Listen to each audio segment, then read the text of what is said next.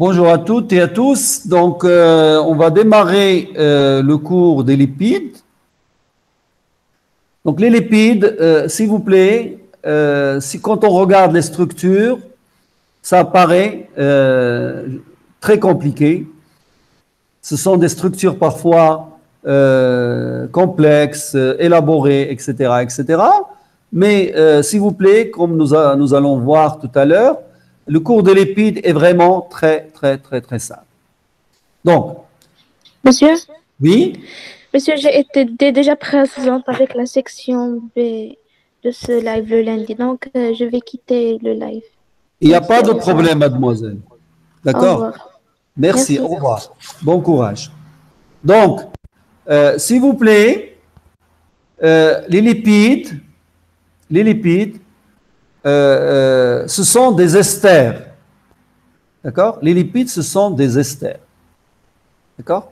C'est-à-dire, ça on l'a vu, s'il vous plaît, quand on a fait le rappel de chimie organique durant la première séance du cours. Donc, les lipides, tous les lipides, ce sont des esters. C'est-à-dire, vous avez la fonction, vous avez la formule RC de liaison O, O, R'. Alors, tous les lipides, ce sont des esters. Vous avez le cas ici, devant vous, ici. C'est un lipide. Vous avez la fonction CO, donc ça c'est le R, ici, comme ici. Vous avez la fonction COO, et puis R', ici. Ça c'est un lipide. Donc c'est une structure générale qu'on va retrouver dans tous les lipides. Alors, la question, comment se forment les esters? Parce que ça c'est vraiment la porte d'entrée pour le cours des lipides. Les esters, on les obtient quand on prend un acide et un alcool, et donc qui réagissent ensemble. Donc, si vous prenez un acide et vous faites réagir avec un alcool, vous allez obtenir un ester.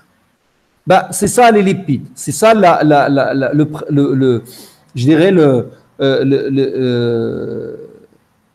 la logique du cours de lipides. Donc, dans le cours de lipides, on a subdivisé les différents chapitres selon ce tableau, selon ce schéma qu'on a ici.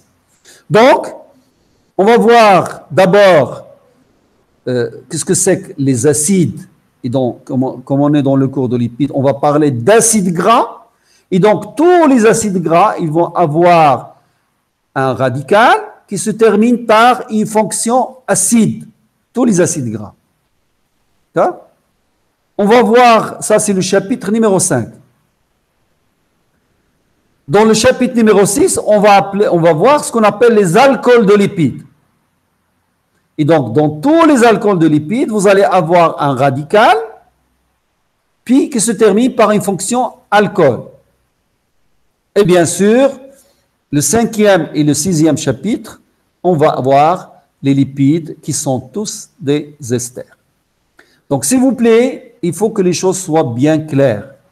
Quand je parle d'un acide gras, donc je dois avoir nécessairement une fonction acide carboxylique. Malheureusement, beaucoup d'étudiants, ils donnent le nom correct de l'acide, d'un acide gras, sa structure, mais ils ne mettent pas la fonction acide. Comment voulez-vous que ce soit un acide gras et que vous ne mettez pas, alors que vous ne mettez pas de fonction acide carboxylique? La même chose. Un alcool de lipide doit nécessairement contenir une fonction alcool. Un lipide doit contenir nécessairement une fonction ester. Donc, s'il vous plaît, vraiment, il faut que ça soit bien clair. D'accord? Un acide gras porte une fonction acide. Un alcool de lipide porte une fonction alcool. Un ester porte au moins une fonction ester. Un lipide porte au moins une fonction ester. Et donc ça, c'est, si vous avez retenu ce schéma-là, donc ça ira certainement très bien. Donc on va commencer, s'il vous plaît, par les acides gras. Et donc tous les acides gras contiennent, bien sûr, un radical et une fonction acide.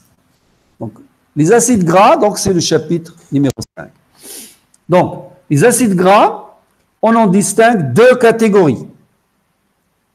Il y a les acides gras saturés, Qu'est-ce que ça veut dire saturé? Ça veut dire qu'il ne porte pas de double liaison, qu'il ne porte pas d'insaturation. Une ou plusieurs. Donc ici, vous avez un exemple d'acide gras saturé. Vous voyez que d'abord, quand je dis un acide gras, il faut que j'ai le R, donc le radical, donc CH2, CH2, CH2, etc. Ça se termine par un CH3. Et puis, comme on a dit, du moment où c'est un acide, il faut qu'il y ait une fonction acide. Et donc, ce qu'on a dit pour les glucides est valable pour les lipides concernant la numérotation. C'est le carbone le plus oxydé qui porte l'indice le plus faible. Donc ici, le carbone le plus oxydé, c'est le COH, donc numéro 1. Ce qui change, c'est la longueur de la chaîne. On peut avoir 4 carbones, 6 carbones, 8 carbones, etc. Jusqu'à ces 24 carbones. Il y en a d'autres, il n'y a pas que cela. D'accord? Donc, aucune double liaison. Donc, c'est un acide gras saturé. Donc, c'est pour ça que vous avez le 0 ici. C4 2.0, ça veut dire que vous avez 4 carbones et aucune double liaison. C'est l'acide butyrique. Quand je prends C20 2.0, ça veut dire que j'ai 20 carbones et 0 double liaison. C'est l'acide arachidique. D'accord? On peut écrire la structure des acides gras, soit comme ça. Il suffit de mettre C4 2.0 et on sait que c'est l'acide butyrique. Vous pouvez l'écrire comme ça, c'est-à-dire CH3, CH2, CH2, etc. et ça se termine par COH. Vous pouvez l'écrire de cette façon. D'accord? Vous avez le choix. Toutes les méthodes sont bonnes. D'accord? Donc là, s'il vous plaît, on est dans le chapitre des acides gras et donc plus exactement dans les acides gras saturés. Ça veut dire qu'il n'y a pas de double liaison. Ici, vous avez ce qu'on appelle l'autre catégorie des acides gras, c'est les acides gras insaturés. Vous voyez qu'il y a une, comme ici, ou plusieurs double liaisons, comme ici. Bien sûr, on a un radical, CH3, CH2, bien sûr, dans ce cas, avec des double liaisons, mais ça se termine toujours par une fonction acide, étant donné qu'on a des acides. Acide, acide, acide, donc forcément, il y a une fonction acide. D'accord? Donc ici, vous avez, comme on vient de dire, on peut l'écrire comme ça. On peut l'écrire comme ça. Donc ici, c'est l'acide oléique, il porte une double liaison. L'acide linoléique porte deux double liaisons. D'accord? Le nombre de carbone est le même, c'est 18. Donc ça, on peut écrire, s'il vous plaît, de cette façon. Qu'est-ce que ça veut dire? C18, 2.1 delta 9,10. Ça, c'est l'acide oléique. Qu'est-ce que ça veut dire? C'est un acide gras qui a C18. Ça veut dire qu'il a 18 atomes de carbone. 2.1 delta. Le delta, c'est le nombre de double liaisons. 1 delta, ça veut dire j'ai une double liaison. J'ai une double liaison ici. 9,10, c'est la position de la double liaison. La double liaison est entre le carbone 9 et le carbone 10. D'accord? C18, 2.1 delta 9,10. La même chose pour l'acide linoléique. C'est un acide gras insaturé qui a 18 atomes de carbone, donc C18, ça veut dire 18 atomes de carbone. 2 delta, ça veut dire que j'ai deux double liaisons, voilà une, voilà deux. Ces deux double liaisons sont situées entre le carbone 9 et le carbone 10, voilà la première, 9, 10. La deuxième, elle est entre le carbone 12 et le carbone 13. Donc ça, s'il vous plaît, pour ce qui est des acides gras, donc on voit qu'il y a des acides gras saturés qu'on symbolise par le nombre de carbone, ici C4, par exemple 2.00, ça veut dire qu'il n'y a pas de double liaison. Les acides gras insaturés, le nombre de double liaisons est symbolisé par le delta. Donc si vous avez une double liaison, 1 delta, si vous avez 2 delta, si vous avez 4 delta, etc. Et les chiffres après, ça donne la position des double liaisons. Donc, s'il vous plaît, ça, ce qui est pour la description, vous avez d'autres acides gras dans le polycopier, il faut les connaître. Il n'y en a pas tous, on ne les a pas tous donnés, mais ceux que vous avez dans le polycopier, il faut les connaître. Donc, vous avez également, concernant les acides gras, des propriétés chimiques et physiques. Donc, ce qui nous intéresse ici, c'est la propriété physique, et donc c'est surtout l'organisation des acides gras dans un solvant polaire. D'accord? Si vous prenez un acide gras et vous le mettez dans de l'eau, qu'est-ce qui se passe? Quelle forme il prend? Donc, Ça nous intéresse pourquoi? Parce que la forme qu'il va prendre dépend de sa structure. Quand je prends un acide gras, donc vous avez une chaîne aliphatique, ici, et ça se termine par COH. Hein, d'accord? Donc vous avez CH3, CH2, ça c'est une partie non hydrophile, il n'est pas soluble dans l'eau. Par contre, la partie COH peut être ionisée, c'est ionisable, donc il peut être soluble dans l'eau. Donc c'est pour ça, on peut schématiser un acide gras par ce que vous avez ici, une tête chargée, donc correspondant à COH polaire, donc hydrophile, et une queue, chaîne carbonée hydrophobe, donc qui n'est pas chargée. D'accord? Si vous mettez, bien sûr, avec de l'eau, ben, quelle est la partie qui va aller dans l'eau? C'est la molécule chargée, c'est la partie chargée. D'accord? Parce que c'est plus soluble dans l'eau. Et donc, c'est les têtes, la partie hydrophile, ça veut dire qu'il aime l'eau, donc il va se mettre du côté de l'eau. D'accord? Par contre, la queue va fuir l'eau. Donc, on aura cette organisation qu'on appelle film, mais on peut avoir un autre type d'organisation, ce qu'on appelle micelle. Donc, à l'extérieur, on a de l'eau. À l'intérieur, il n'y a pas d'eau. D'accord? Donc, les têtes sont des têtes chargées. Donc, c'est les têtes qui vont se mettre au contact de l'eau. Donc, ça, concernant, s'il vous plaît, cette partie-là est vraiment fondamentale et surtout, il va l'être davantage quand on va aborder les phospholipides. Parce que les membranes cellulaires, ils sont formés de phospholipides. Et on va voir que ce principe hydrophile, hydrophobe, etc., c'est vraiment ce qui explique l'organisation des membranes. Et ça, on le verra quand on va faire les lipides complexes, notamment les phospholipides. Donc, il y a une autre notion, je voulais vous en parler, concernant les propriétés. Donc, ça, c'est une propriété chimique. C'est là, ici, c'est une propriété physique. Là, c'est une propriété chimique. C'est la formation du savon. Le savon, on le forme en prenant un acide gras et on rajoute soit la soude, une base en général, ce qui peut être soit de la soude, soit du potasse, KOH ou NaOH. Et donc, la molécule ici que vous obtenez, c'est du savon. D'accord? C'est vraiment comme ça qu'on forme du savon. Donc ça, s'il vous plaît, pour ce qui est des acides gras, vous avez d'autres propriétés, probablement, qu'on va aborder en TD, donc notamment l'indice de saponification. Donc, on verra qu'il va me permet de calculer le poids moléculaire de l'acide gras, d'accord, du lipide en général. Et puis, il y a un autre indice qu'on va voir, c'est l'indice d'iode, si on a le temps, qui nous permet de déterminer le nombre de double liaisons. Et donc, ça, c'est des choses, s'il vous plaît, si on les fait en TD, on va donner la définition théorique et on va passer à la pratique. Donc, je reviens, avant de continuer au schéma, parce que ça, c'est vraiment la base pour comprendre les lipides. Donc, on vient de voir la première composante des lipides.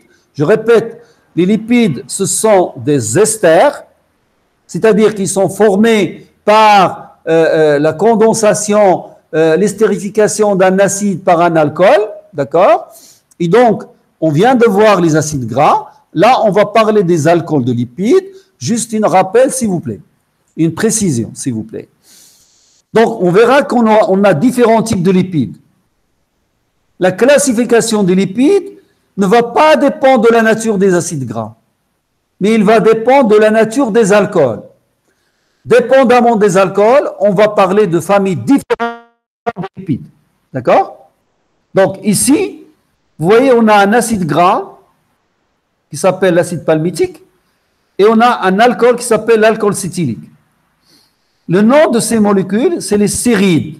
Vous voyez que le nom de cette famille de lipides, ça c'est un lipide, c'est un ester, il est inspiré, il est tiré du nom de l'alcool des lipides et non pas de celui de l'acide gras.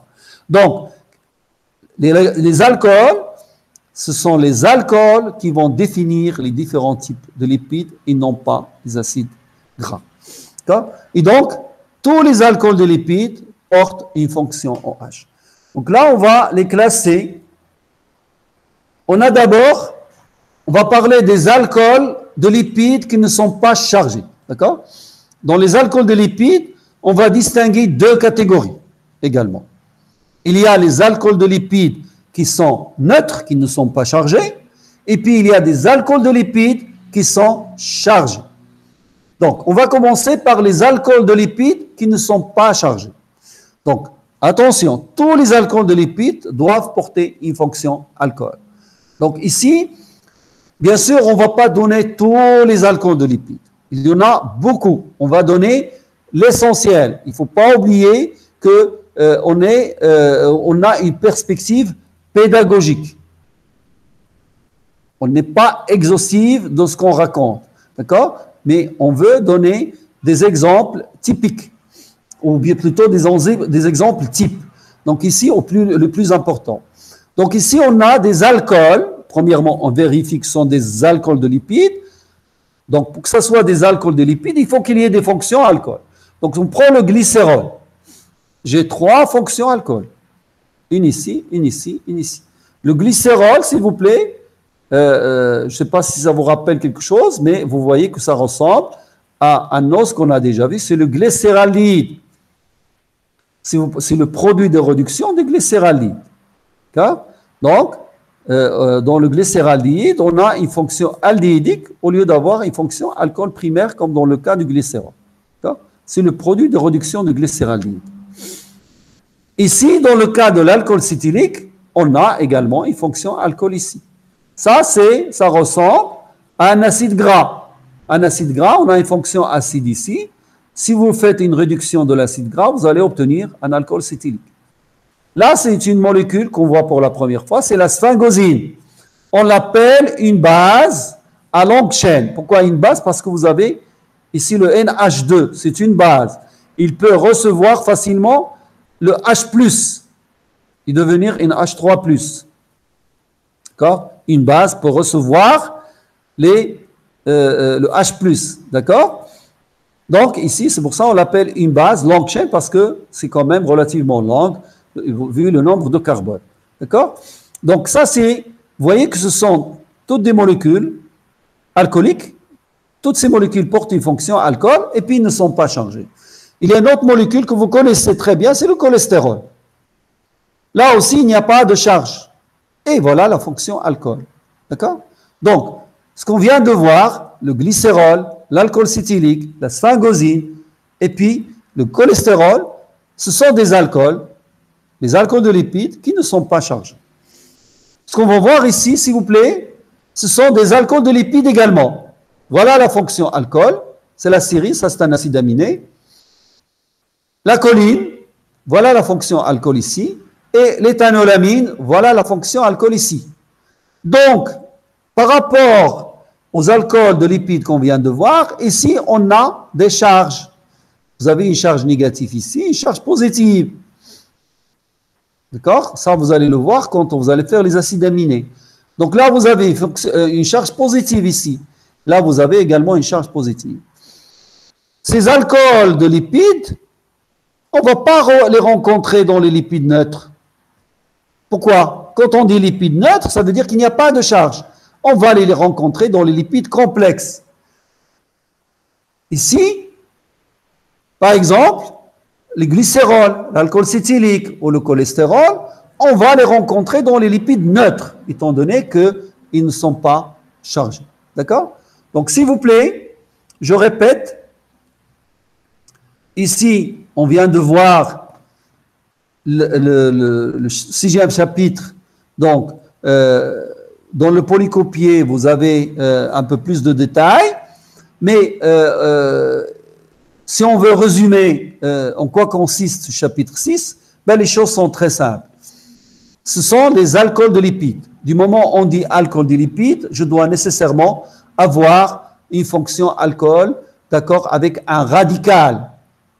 Donc, vous avez ici des fonctions alcool, ici et là.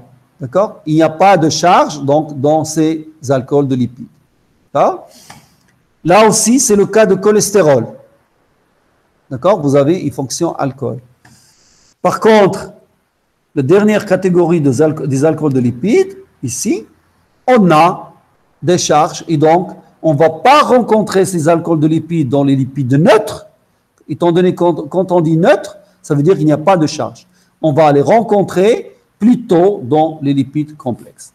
Donc voilà, s'il vous plaît, pour ces deux premiers chapitres sur les lipides. Bien sûr, on va passer tout à l'heure à vos questions.